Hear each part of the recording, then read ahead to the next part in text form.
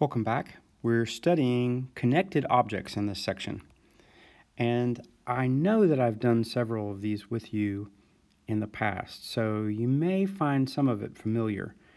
If I'm pulling on a string and that string is attached to one box, but then there's a second string attached to a second box, if I can move them at all, they're going to move together. And if I put a force on both of those weights together, I can make an acceleration. So you can think of them together in terms of a mass, a combined mass, for me to get an F equals ma. All right, if you remember Newton's second law, we have force equals mass, and in this case, it's a combined mass times acceleration. So if I know the force and I know the combined masses, I can find out how fast something's going. All right. Well, if both of them are accelerating at one speed, then the first one is accelerating at that speed and the second one is accelerating at that speed.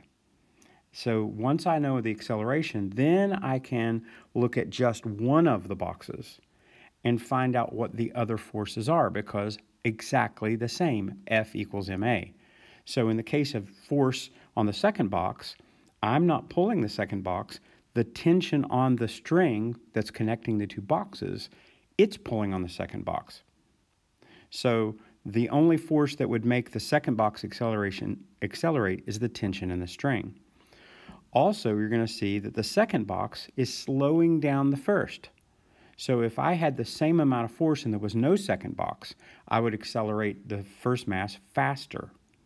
So you can think of the tension in the string on the first box as essentially eating away some of the force that I'm pulling it with. All right, so that's the whole idea behind it. I don't think this is going to crash your brains. I think you're going to do fine. So let's look at the next slide. So if I now separate them, once I have an acceleration, I can now think of them as two separate objects. The second box is being accelerated by the force, but what force is it? The tension in the string that's connecting the two boxes. The first box, I have the force acting on it to the right that I'm pulling, but the tension in the string that's connected to the other box is pulling in the other direction. So it's going to eat away some of the force that I pull, and then the net force is what will be F equals ma. Once we add a pulley, now you're in two different dimensions. Okay, if I were to go back and see, okay, everything was in one dimension, you're either going left or right. You're pulling left, and it's either your tension is either adding or subtracting from the force.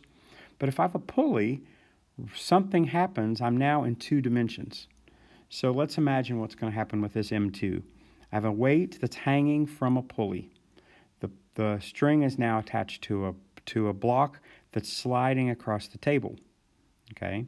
Now you can imagine that this is going to get even more complicated, because I'm going to have friction, which is going to oppose the T. All right, so I guess this is a special frictionless table. It costs extra to buy those.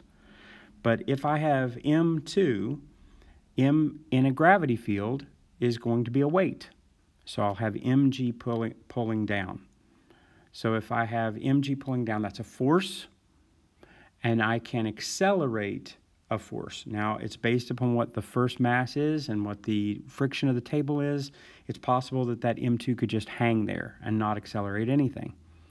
But in the case of a frictionless thing, I will set up an acceleration, and then the tension in the string over that frictionless pulley, again, ridiculous, is going to be the same. So we're simply going to add and subtract all of the components left and right, and you can even think of this, I personally think of this in one dimension, as though there were no pulley and that the M2 is simply being pulled and the force is equal to the weight.